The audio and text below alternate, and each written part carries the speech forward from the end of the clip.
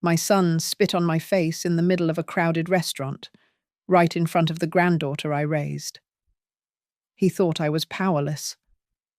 But by 8 the next morning, I had sold the house he was sleeping in, emptied his bank accounts, and vanished from his life forever. He treated me like a ghost, so I became one after stripping him of every single dime he thought he owned. My name is Eleanor Price. I am 57 years old, and tonight I sat at the very edge of a long mahogany table, trying to make myself invisible. We were on the 40th floor of the Skyline Ember, a restaurant in downtown Seattle, where a bottle of water costs more than what I used to earn in a day of hauling cargo. The air smelled of truffle oil and expensive cologne. It was the 13th birthday of my granddaughter, Nora, and the room was packed with the kind of people my son, Evan, called friends. They were influencers, tech investors, and people who laughed too loudly at jokes that were not funny. I smoothed the fabric of my navy blue dress. It was old, the hem slightly worn, but I had ironed it until it was crisp. Evan stood up, raising a glass of champagne. He looked handsome in his tailored suit, the very image of a successful CEO. He signaled to the waiter, who brought out a velvet box.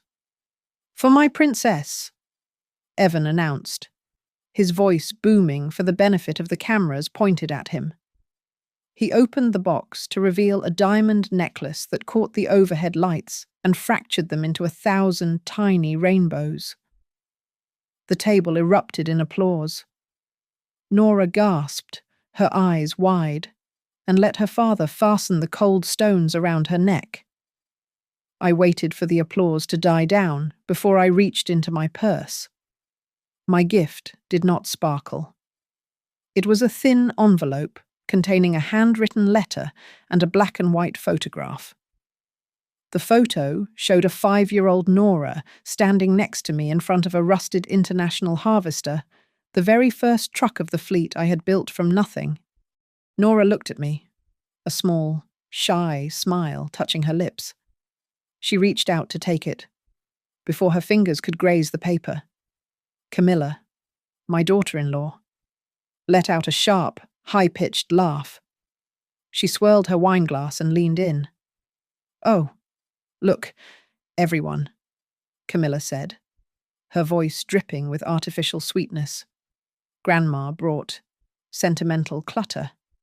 How adorable. Maybe next year we can get a gift that actually costs money. The table laughed. It was a cruel, synchronized sound. Nora pulled her hand back as if she had been burned, her face flushing red. Evan snatched the envelope from my hand. He ripped it open, not caring that he tore the corner of the photograph. He pulled out my letter and held it up like a prop in a comedy sketch. "Listen to this," Evan jeered, adopting a shaky, mocking voice. "My dearest Nora, never forget that you come from steel and grit. God. Mom. This is pathetic." He crumpled the letter in his fist. "I told you to stop wasting my money on printing out this garbage. You embarrass us." I felt a coldness settle in my chest, familiar and heavy. I looked up at him, keeping my voice steady despite the trembling in my hands. "That was not your money, Evan," I said quietly. "That money came from my quarterly dividends at Orvalix Freight Systems, the company I founded, the company I built before you could even walk." The laughter died instantly.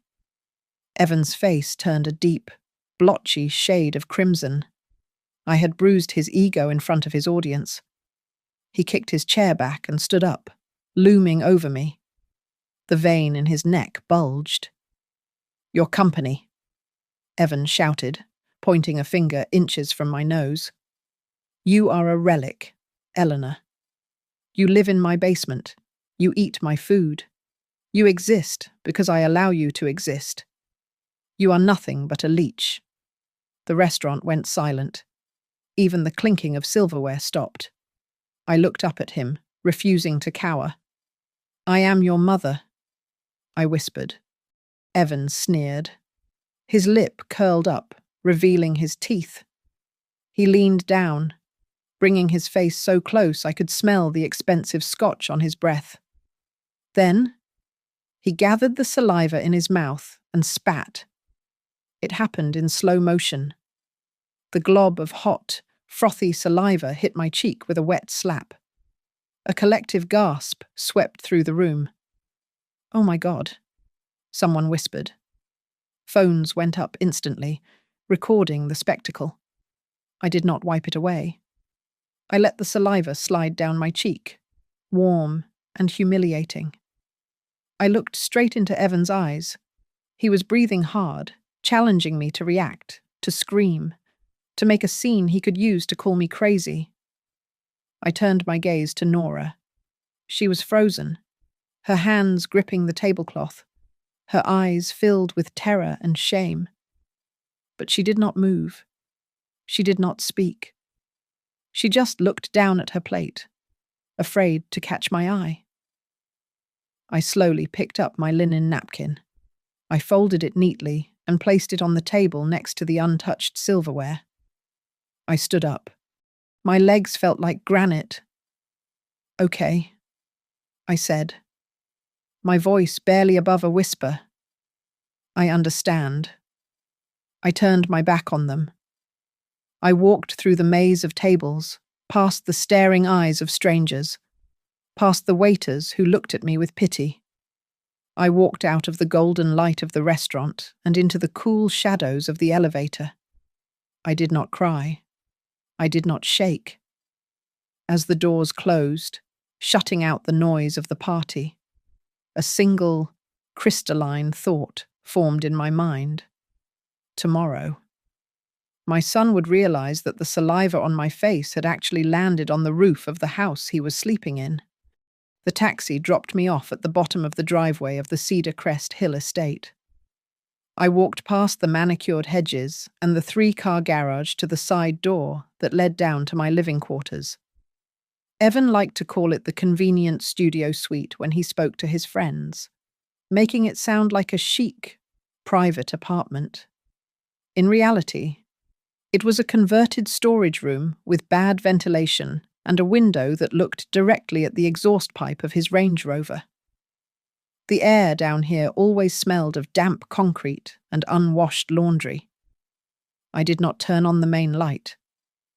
I stood in the dark for a moment, listening to the silence of the house above me. They were not home yet. They were likely still at the club, drinking bottles of vodka that cost $500, laughing about the crazy old woman who ruined the party.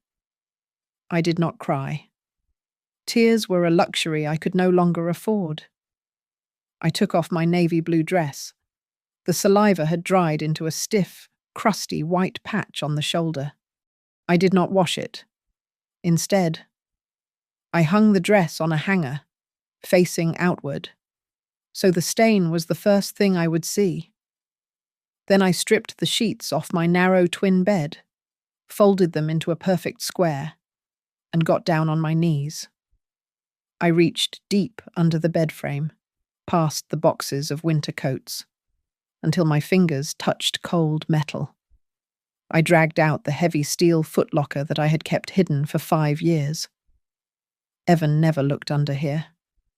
To him, this room was just a place where his mother expired slowly. I dialed the combination on the lock. Inside, resting on a bed of velvet, was a silver USB drive labeled Orvelix Root and a stack of yellowing documents. I picked up the thickest file. It was the Price Family Revocable Trust. My finger traced the signature line at the bottom. It did not say beneficiary. It said grantor. I flipped through the pages until I found Article 9. Section 4. My lawyer, Harold Pierce, had laughed when we drafted it years ago. He had called it the Doomsday Clause. It stated that full control of all assets, including the primary residence and the voting shares of the company, would revert immediately to the grantor in the event of gross public humiliation of the founder by the beneficiary. I looked at the stain on my dress. It was no longer just an insult. It was evidence. I opened my laptop. It was a bulky, ugly machine that Evan had told me to throw away years ago. But Harold had equipped it with encryption software used by banks. I logged into the trustee portal. The screen populated with numbers, bank accounts, investment portfolios, real estate deeds, the voting rights for the board of directors. Every single line item listed Eleanor Price as the primary owner. Evan was merely a revocable beneficiary with administrative privileges that I was about to revoke. I picked up my phone. It was 1 a.m. Harold answered on the second ring. His voice was raspy with sleep, but sharp. "Eleanor," he asked, "is everything all right, midnight auction?" I said. The line went silent. I could hear the rustle of sheets as he sat up. He cleared his throat. Is it time?" Eleanor, Harold asked softly. He spit on my face.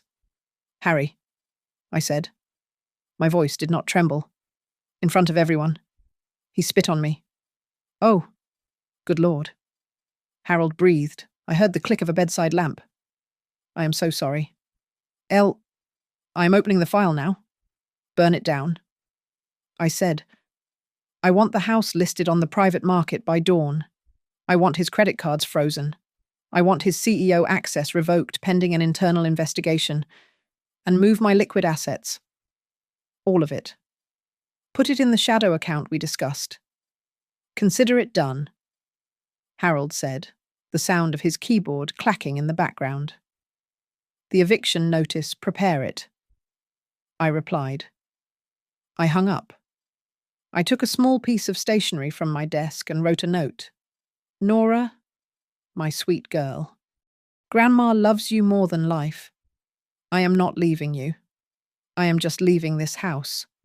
I will always be watching over you. Be brave." I crept up the back stairs, quiet as a ghost, and slipped into the music room. I slid the note inside the sound hole of her acoustic guitar. I knew she was the only one who ever opened that case. It was my promise to her, a lifeline that would not drag her into the war I was about to wage on her father. Back in the basement, I sat on the edge of the mattress. I took a wet cloth and finally wiped the dried saliva from my face. I scrubbed until my skin was raw and red. Then I folded the cloth and placed it on top of the documents in the chest. I lay down in the dark, staring at the ceiling, listening to the sound of Evan's car finally pulling into the driveway above my head. Tomorrow, Eleanor Price would stop being a gentle mother. Tomorrow, I would become his creditor. I closed my eyes, and the smell of damp concrete in the basement faded, replaced by the ghost of diesel fuel and stale diner coffee.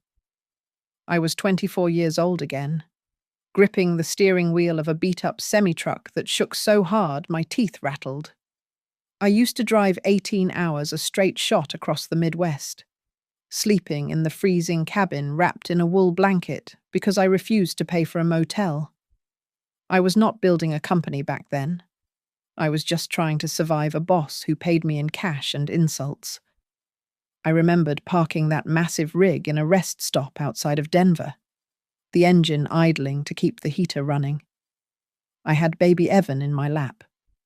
He was tiny, wrapped in a yellow knit blanket, his face red from crying. The vibration of the truck was the only thing that soothed him. I looked down at his sleeping face, tracing the curve of his cheek with a finger stained permanently black by grease. "I promise you," I whispered to him then, my voice cracking in the cold air.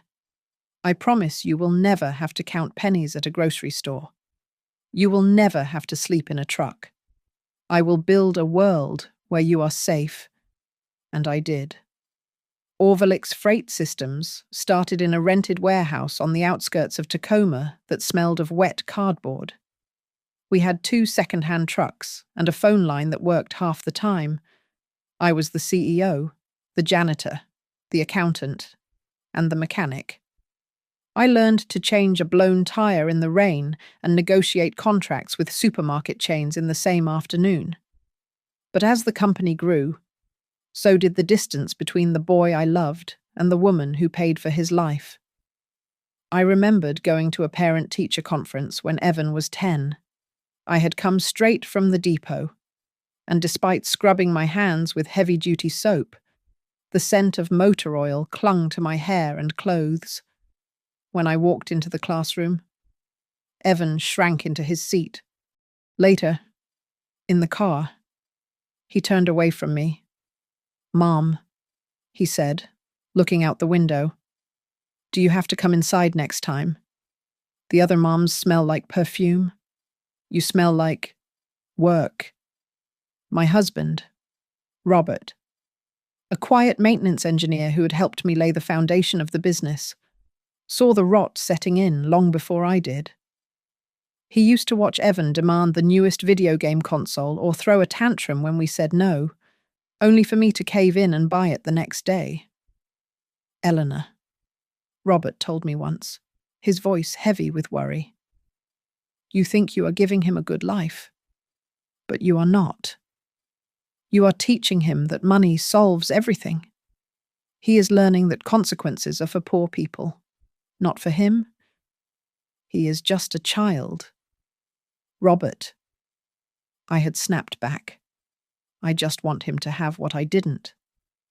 Robert was right. Evan's 20s were a blur of private business schools, sports cars leased by the company, and credit cards with limits that I kept raising. I ignored the warning signs.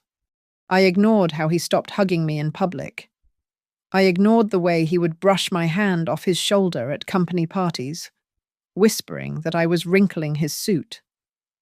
5 years ago, when I turned 52, I handed it all over. We held a ceremony in the atrium of the new Orvelik's headquarters. I stood on stage and pinned my husband's gold cufflink onto Evan's lapel. It was the only thing of value Robert had left behind when he passed. "Take care of the company," I told him, tears stinging my eyes, "and take care of me." Evan had smiled that winning, camera-ready smile. Always. "Mom." 2 weeks later, he suggested I move into the basement suite at Cedar Crest Hill. He said it would be quieter for me, that I needed to rest after decades of work. He said it was temporary while he renovated the guest wing. But the renovation never happened. Slowly, I was erased. I became the embarrassing grandmother kept out of sight, allowed upstairs only for holidays or photo opportunities when he needed to show the world he was a family man. Now, sitting on my narrow bed in the dim light of the basement, I looked at the old framed certificate of incorporation leaning against a cardboard box. I looked at the Orvelik's logo I had sketched on a napkin 30 years ago. I had kept my promise. Evan never knew a day of hunger. He never knew the cold. But in shielding him from the world, I had failed to teach him how to live in it. I had built a monster with a checkbook for a heart. "I made you," I whispered to the empty room, my voice hard and dry. "And tomorrow, I am going to unmake you." At 5 in the morning, the house was silent, save for the hum of the refrigerator. I brewed a pot of cheap instant coffee, the kind that tastes like burnt wood, and sat down at the small desk in my basement room. I opened the encrypted laptop. The screen glowed blue in the darkness, illuminating my face like a ghost. I cracked my knuckles and logged into the central banking system of the Price Family Trust. I did not feel like a mother anymore. I felt like a surgeon stepping up to the operating table. First, the credit cards. I pulled up the dashboard for Evan's primary Amex Black Card.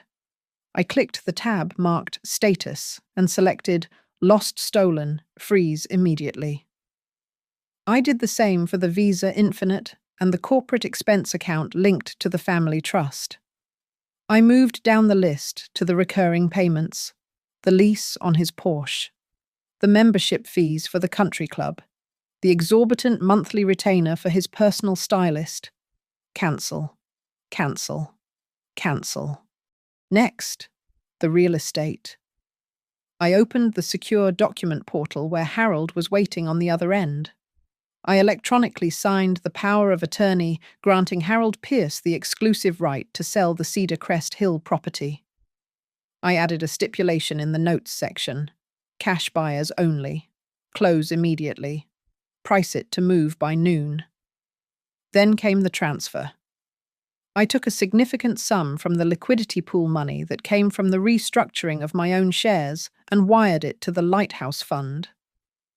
It was a charity I had established quietly years ago to build housing for women over 60 who had been displaced by their families. It felt poetic. I was using the money Evan thought was his birthright to build a safety net for women like the one he had just spit on. Finally, Camilla? I pulled up her supplementary card accounts, the shopping allowances, the spa memberships. I hit terminate on every single one, but I did not check the box that said notify cardholder. Let her find out when she tries to buy a $12 latte and the machine beeps at her.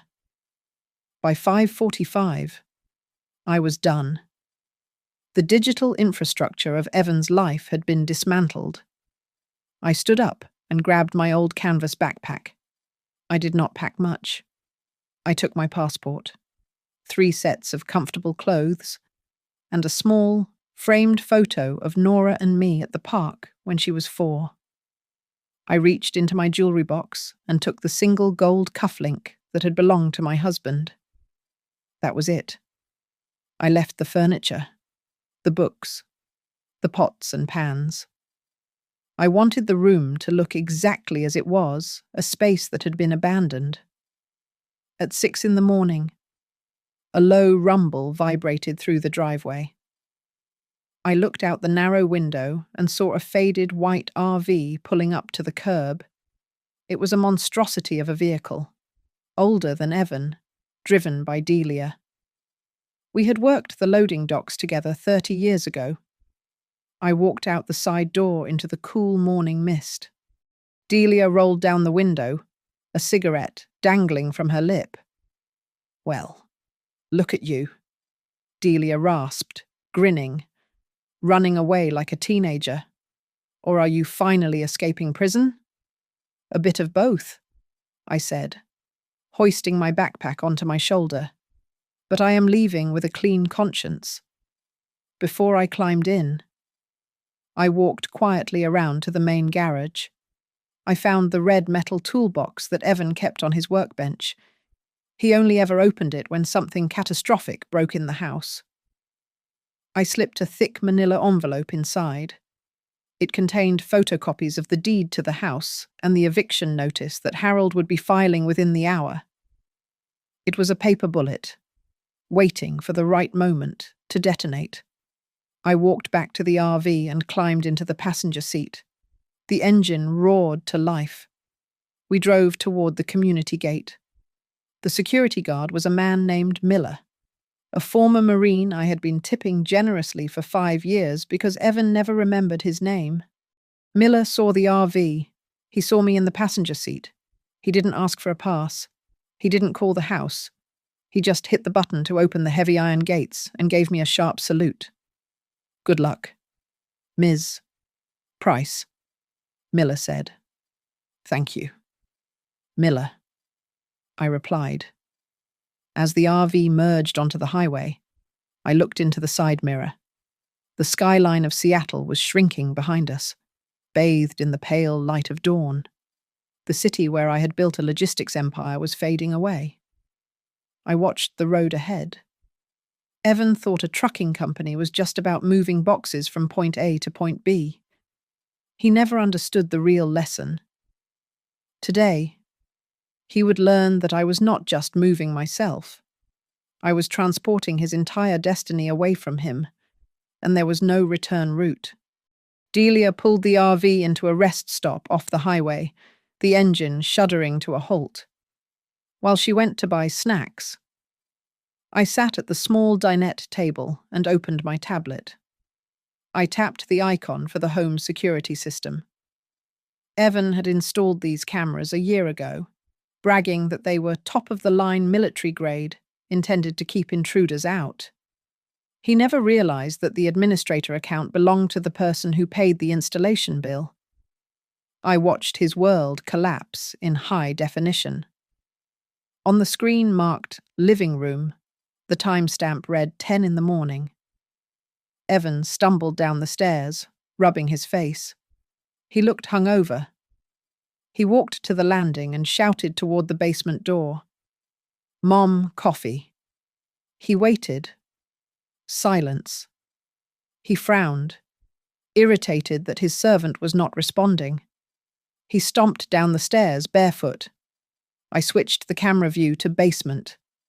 He froze at the bottom step. The room was stripped. The bed was bare. The closet door stood open, revealing empty hangers. The cardboard boxes were gone. It looked like a cell that had been vacated. He walked over to the small bedside table. It was the only surface that wasn't empty. My navy dress, the one he had disgraced the night before, was there. I had washed it, ironed it, and folded it into a perfect square. On top of it sat a single sheet of paper. Evan picked it up. I could almost hear his voice reading the words I had written. "You said this was your money. Today, I am letting you try to live exactly as you claimed without a single dime of mine." "What the?" Evan muttered. He crumpled the paper and threw it on the floor. He pulled his phone from his pajama pocket. I switched views to the kitchen camera, but I could still hear him. He was opening his banking app, likely trying to transfer a deposit for the new sports car he had been eyeing. He froze. His thumb tapped the screen furiously. "Restricted," he shouted, his voice cracking. "What do you mean, restricted by grantor?" I switched the feed to the kitchen. Camilla was there, aggressively tapping her gold fingernails on the granite countertop. She had her laptop open. "Evan," she shrieked. "Why is my card declining? I am trying to pay the deposit for the gala dress, and it says, insufficient funds. Try another card. I'm trying." Evan yelled from the hallway, running up the stairs. "My accounts are locked out. It says, security breach or something." Nora sat at the kitchen island, eating a bowl of cereal. She did not look up. She just kept eating, spoon to mouth, making herself as small as possible. The doorbell rang. It was a sharp, intrusive sound. I tapped the front door camera. A woman in a sharp blazer stood there next to a man wearing a lanyard that read, Everlight Housing Initiative. Evan opened the door, breathless. "We are not buying anything," he snapped. "Good morning, Mr.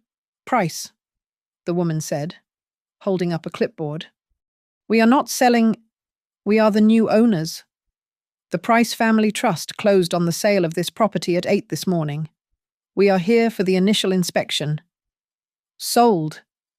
Evan laughed. A frantic, hysterical sound. "You are crazy. This is my house." "Technically," the man said, stepping forward.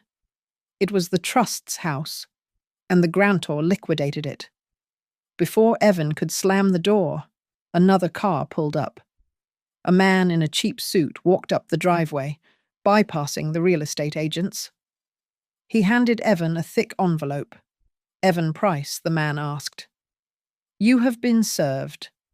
Notice of immediate suspension from the role of CEO at Orvalix Freight Systems, pending an internal audit. Please surrender your keycard and company vehicle keys immediately. Evan dropped the envelope. He scrambled for his phone again, dialing a number with shaking hands. Pick up. Pick up. Damn it, he hissed. I'm sorry. Mr. Price, a voice on the other end said over the speakerphone. It was the head of legal. The board is currently in session with Eleanor Price. I am not authorized to transfer your call. She is senile. Evan screamed at the phone, spit flying from his mouth, mirroring what he had done to me only hours before. She is. She is stealing everything, sir. Please lower your voice, the lawyer said. The paperwork is ironclad. Back at the rest stop. I took a sip of my lukewarm coffee. On the screen, Evan was running in circles in the foyer. He was pulling at his hair. He looked trapped. He looked like a child who had finally been told no for the first time in 40 years. Outside in the garden, through the patio camera, I saw a worker hammering a wooden stake into the manicured lawn. He hung a sign on it. Sold. Delicious. I whispered to the empty air. I closed the tablet. The show was over for now. My son was awake, but his nightmare was just beginning. The wheels of Evan's custom Louis Vuitton luggage rattled violently against the cracked pavement of the Shadow Creek apartments. It was a sprawling, beige complex situated right next to the interstate, where the roar of 18-wheelers shook the windows every 10 minutes. The irony was not lost on me. I had spent my 20s listening to that sound to build a fortune. Now, my son would listen to it because he had lost one. Inside Unit 4B, the glamour of their old life died a quick, ugly death. This place smells like boiled cabbage and failure, Camilla snapped, kicking a door that was already peeling paint. She threw her handbag onto a laminate counter that had a cigarette burn on the edge. There is no in-unit washer. Evan, do you expect me to go to a communal laundry room with people? It is just temporary. Babe, Evan said, wiping sweat from his forehead. Just until the lawyers fix this mess. Mom is having a mental breakdown. The courts will see that. He was lying to her. And worse, he was lying to himself. I knew through my sources that Evan had just signed a short-term loan with a predatory lender at 25% interest, just to keep up the appearance of solvency. He was burning furniture to keep the house warm. The business world smelled blood in the water. The Seattle Business Journal ran a headline that morning: Founder Eleanor Price returns to board amidst CEO scandal. Evan tried to fight back the only way he knew how, by being loud and litigious. He hired a young, arrogant attorney who filed a motion claiming I was mentally incapacitated and had been manipulated by legal counsel. It was a bold move. It was also a stupid one. Harold Pierce did not even blink. He responded by sending a 300-page dossier to the Orvalix Board of Directors. It was a fascinating read. It detailed how Evan had categorized a week-long bachelor party in Las Vegas as a logistics conference, and how a $6,000 purse for Camilla was listed in the ledger as client retention expenses. The board meeting happened via video call. I sat in the RV, parked near a quiet lake in Idaho. Evan sat in his cramped apartment kitchen, the background blurred to hide the cheap cabinets. Evan, the chairman of the board said, his voice tinny through the speakers. Did you authorize the purchase of a yacht club membership using the fuel surcharge account? It was for networking, Evan argued, his face flushing red. You people don't understand modern business. We understand theft. The chairman cut in. The vote was 7-2. Evan was removed as CEO, effective immediately. His severance package was denied due to gross misconduct and misappropriation of company assets. When the money stopped, the love began to curdle. That night, through the thin walls that Camilla hated so much, the screaming started. "Sell the ring," Camilla yelled. "We have no cash." Evan, the card was declined at the grocery store. "You are not selling the ring," Evan shouted back. "That is an heirloom." "Well, it's an investment in the corner of the room." Nora sat on the floor with headphones on, staring at a book she wasn't reading. Neither of them looked at her. They were too busy mourning their bank accounts to notice their daughter was terrified. 2 nights later, the final nail in the coffin was hammered in by Evan himself. He got drunk on cheap whiskey and decided to go live on social media. I watched it unfold on my phone. The lighting was bad, casting deep shadows over his unshaven face. He looked manic. "My mother." Evan slurred, leaning too close to the camera lens. "She is a snake. A dried-up old snake. She thinks she can punish me. I made that company cool." "She was just a truck driver." He took a swig from the bottle, wiping his mouth with the back of his hand. The comments section was scrolling fast, people asking what happened. "Yeah." I was angry. Evan yelled at the screen, reading a comment. "So what?" "She humiliated me." "So yeah." I spit on her, and I would do it again. She deserved it for disrespecting me in front of my friends. He froze, realizing too late what he had just admitted to 5,000 live viewers. Within an hour, the clip was everywhere. The hashtag #SpitOnMomboy began trending on Twitter. The few remaining sponsors, he had a local luxury car dealership and a watch brand, issued statements immediately. "We are suspending all partnerships with Evan Price, effective immediately." I sat in the darkness of the RV, watching the clip on loop. I saw the hate in his eyes. I saw the absolute lack of remorse.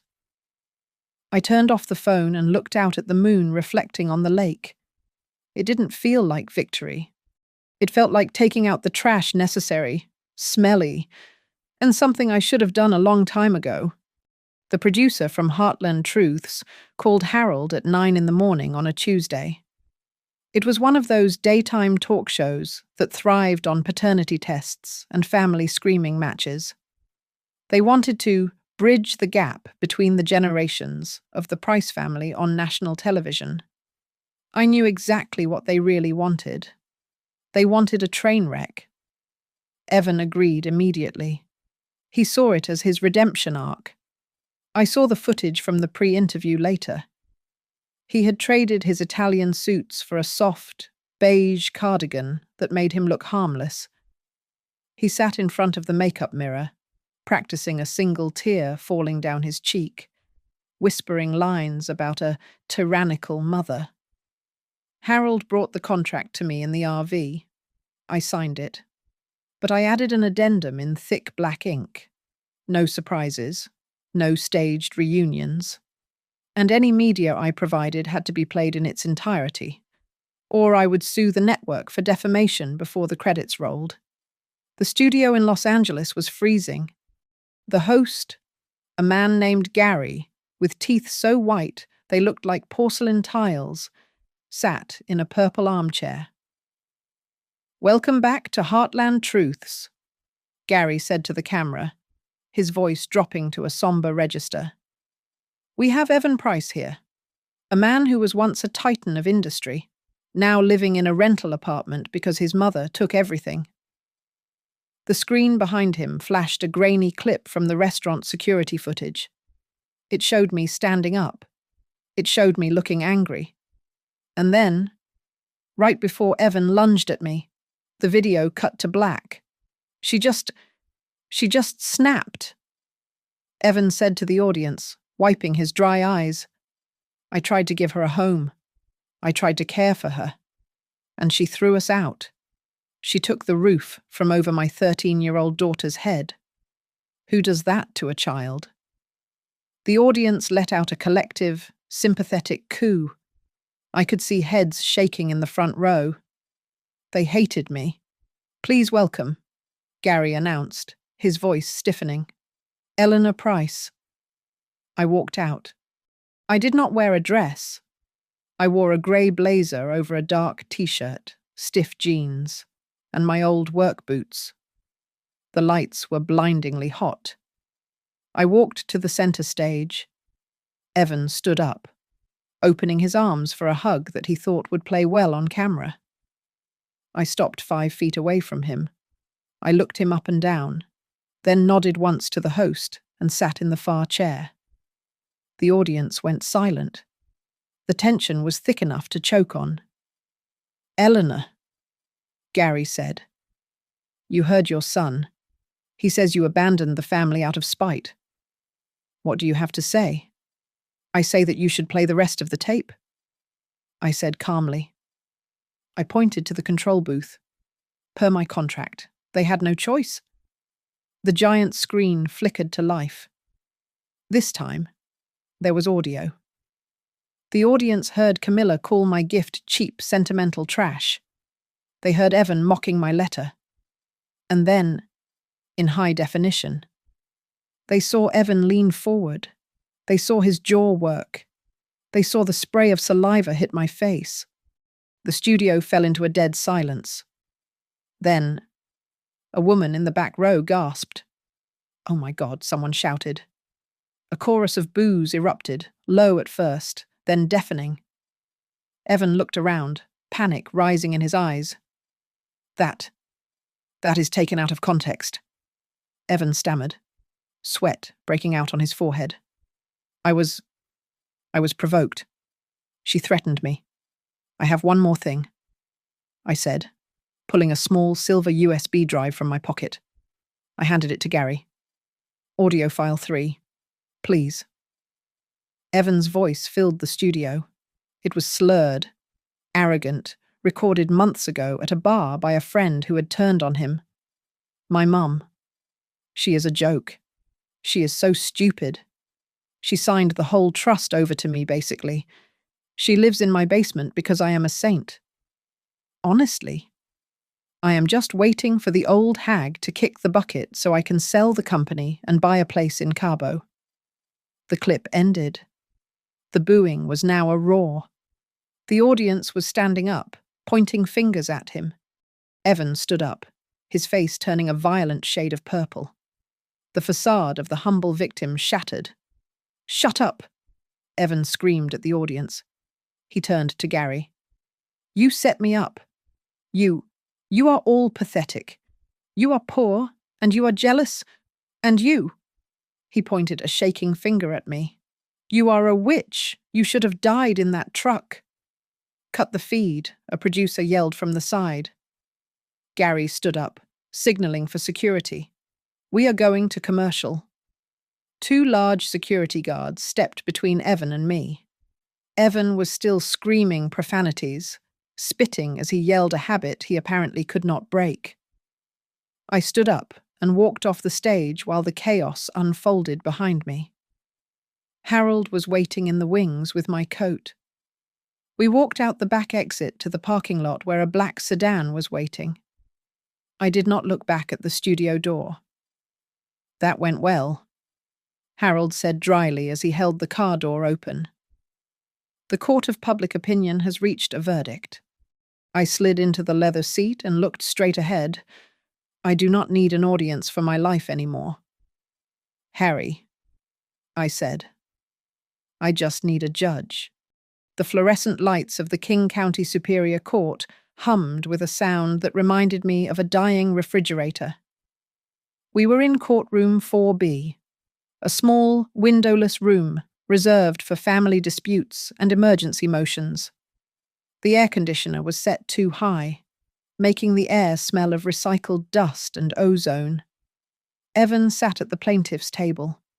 He wore a navy suit that looked slightly too large for him now, perhaps because he had lost weight. or perhaps because his posture had collapsed under the weight of his own hubris. He did not look at me. I sat 10 feet away at the defense table, my hands folded on top of a simple manila folder. Nora was not here. I had insisted she stay home with a trusted sitter. This was a place for butchery, not for children. The hearing was for an emergency motion for conservatorship.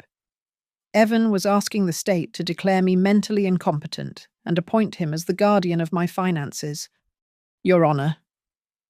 Evan's lawyer began, a young man with too much gel in his hair and a voice that grated like sandpaper. My client's mother, Ms. Eleanor Price, is 57 years old. In the span of 24 hours, she liquidated a historic family estate, emptied corporate accounts, and moved into a 20-year-old recreational vehicle to live as a transient. These are not the actions of a sound mind. She has been manipulated by legal counsel into destroying her son's livelihood in a fit of senile paranoia. I remained statue still. Beside me, Harold Pierce stood up slowly. He adjusted his glasses. Your Honor, Harold said, his voice level and bored. I present Exhibit A, a comprehensive psychiatric evaluation conducted yesterday by Dr. Aris, the leading geriatric specialist in the state. Ms. Price scored a perfect 30 on the cognitive exam. She is fully oriented to time, place, and purpose. She is not senile. She is simply angry. The judge, a stern woman with grey hair pulled back in a tight bun, leafed through the medical report. Harold continued. Furthermore, the actions taken regarding the Price family revocable trust were triggered by the beneficiary's gross misconduct.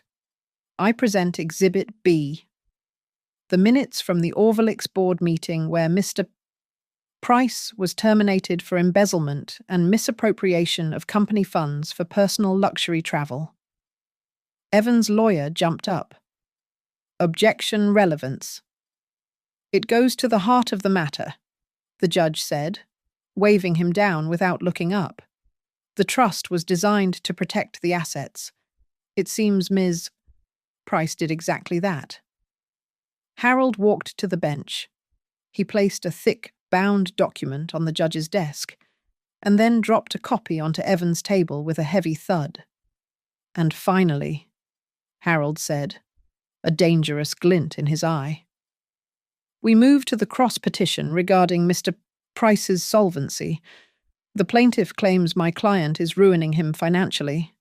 The reality is that Mr. Price ruined himself long ago. Evan frowned, flipping open the binder. I watched the colour drain from his face in real time. Over the last 5 years. Harold explained to the court, Mr. Price has accumulated significant personal debt, high-interest loans for a yacht, maxed-out credit lines, cryptocurrency margin calls. These debts were sold and resold by banks to collection agencies, and 6 months ago, they were all purchased in a bundle by a private holding company called Chimera Financial. Evan looked up at me, his mouth slightly open.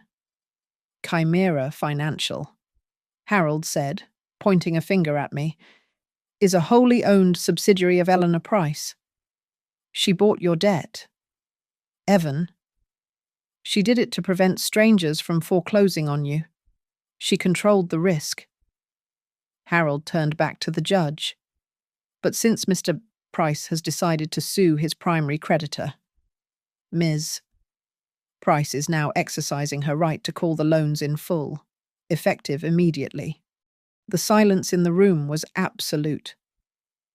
Evan's lawyer looked at the papers, then at his client, realizing they had just walked into a trap that snapped their legs off. You own my debt, Evan whispered, his voice trembling. The judge cleared her throat. She looked at Evan with a mixture of pity and distaste. The petition for conservatorship is denied with prejudice, The judge ruled, slamming her gavel. Ms. Price is clearly capable of managing her affairs. In fact, she seems to be the only one in this family who is… and Mr. Price.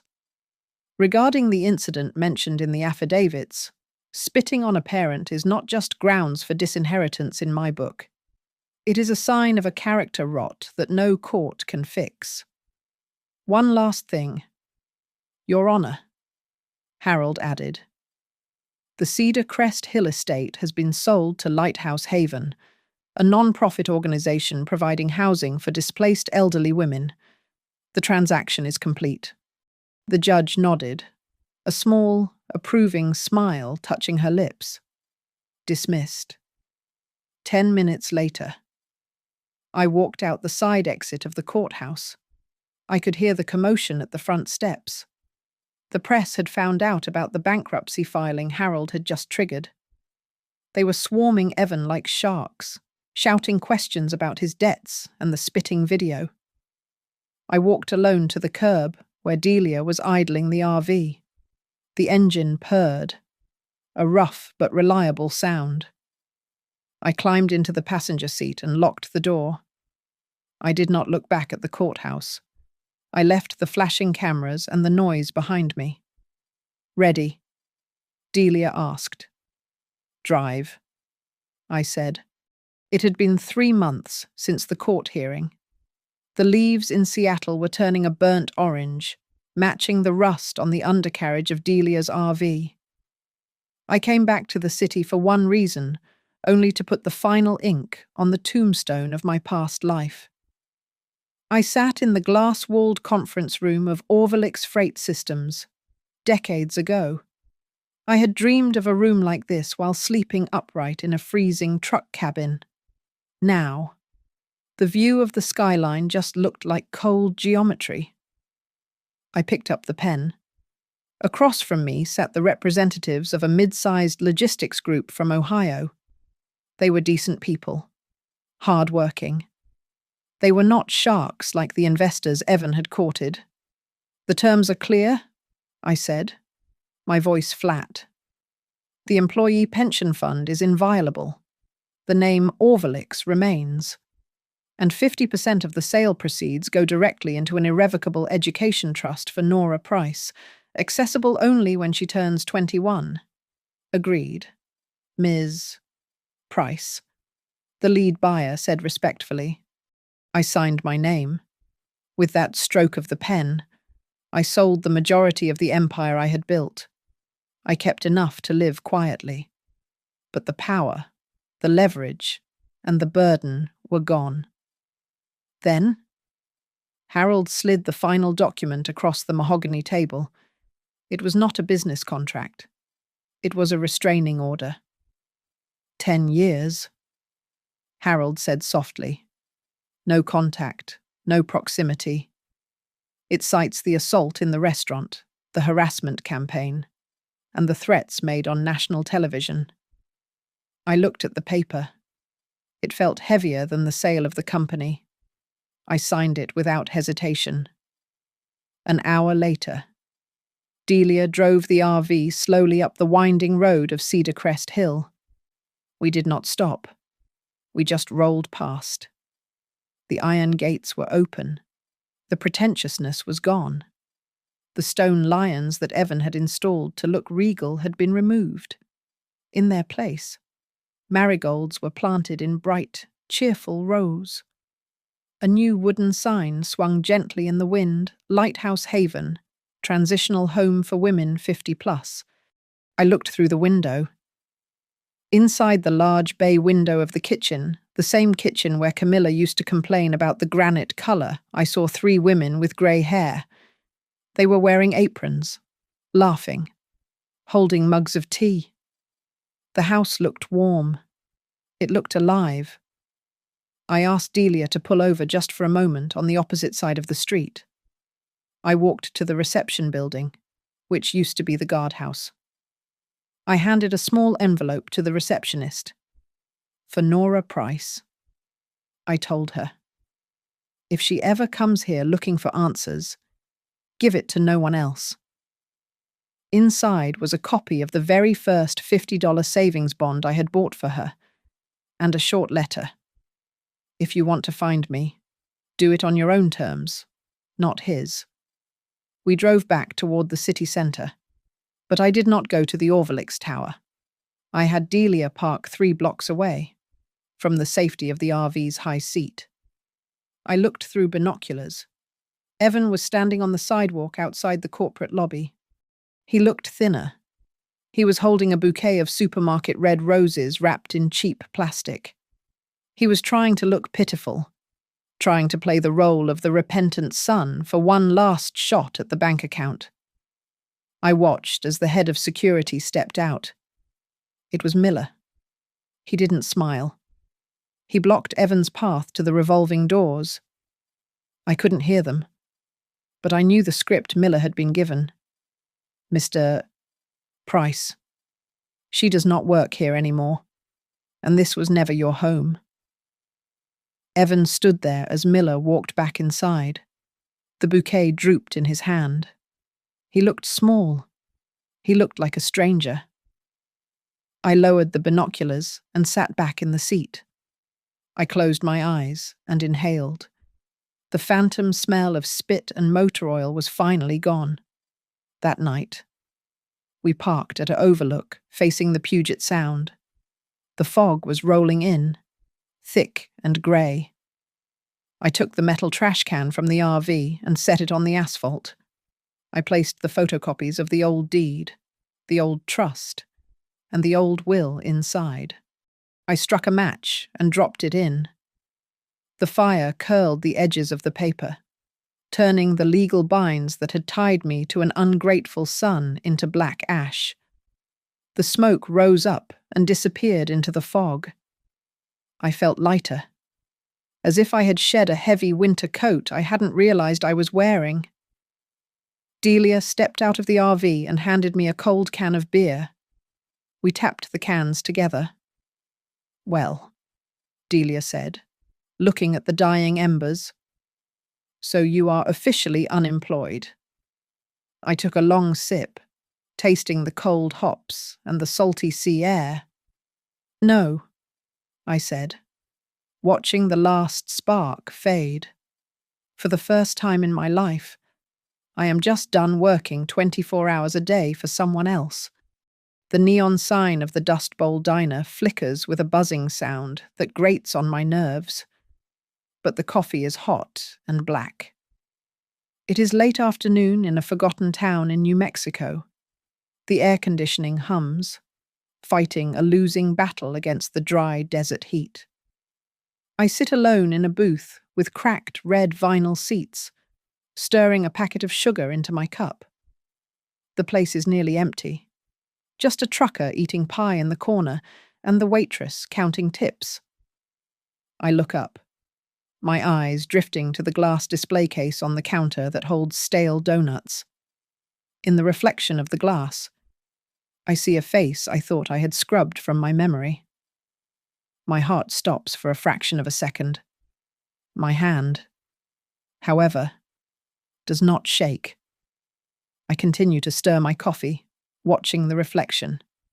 It is Evan, but it is not the Evan of Seattle. The arrogant shine is gone. He is gaunt, his cheekbones protruding sharply under skin that looks grey and unwashed.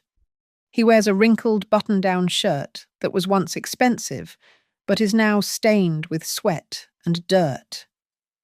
He has a patchy beard, the kind of that grows when a man stops looking in the mirror.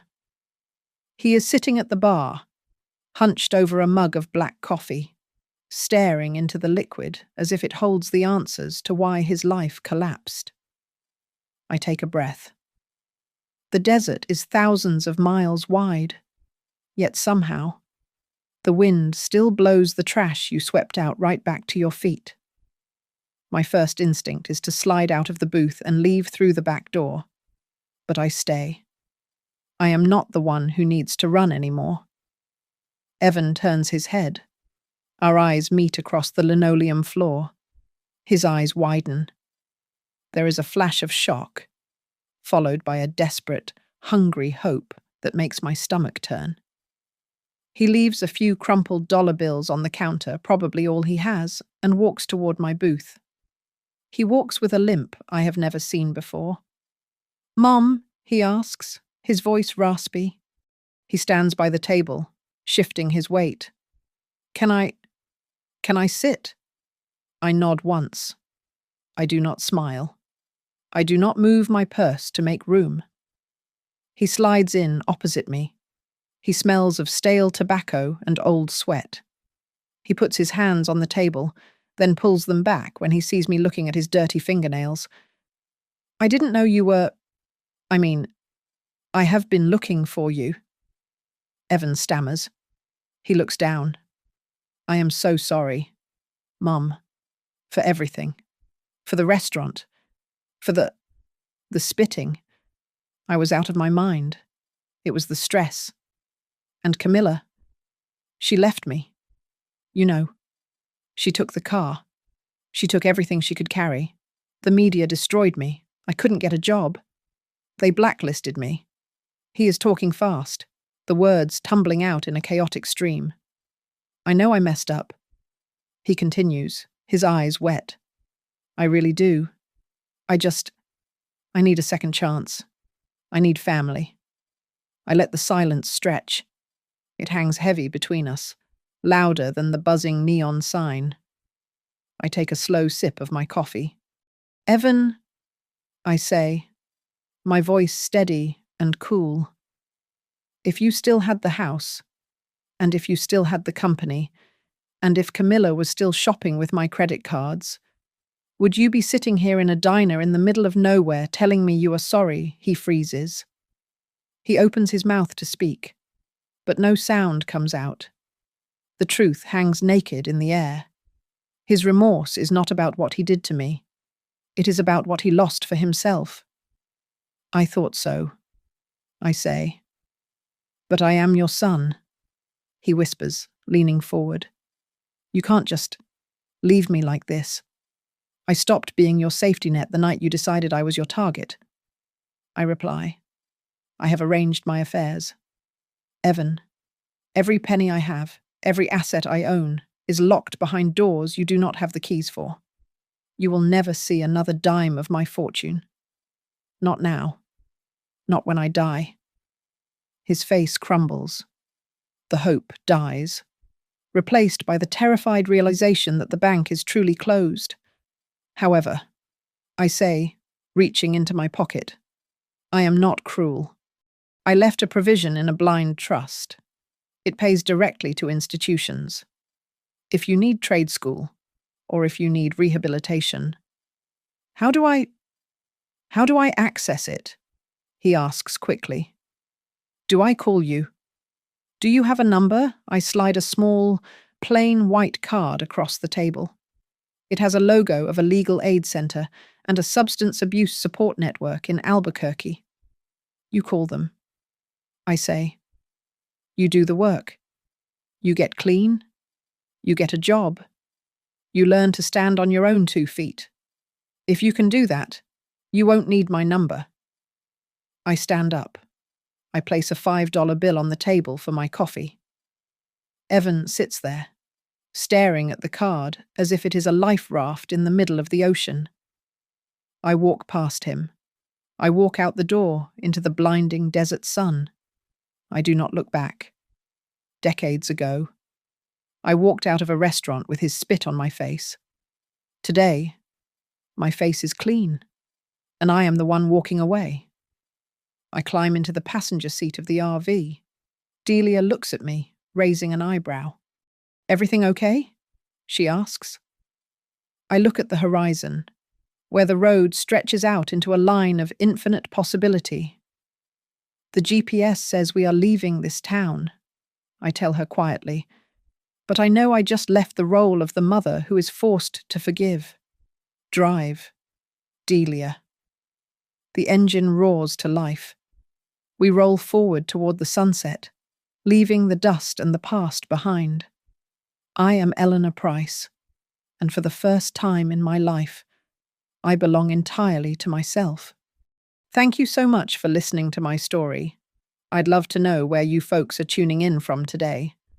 So drop your city or country in the comments below to connect with our community.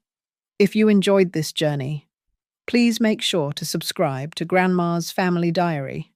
Smash that like button and hit the hype button to help this story reach even more people. Stay strong, everyone.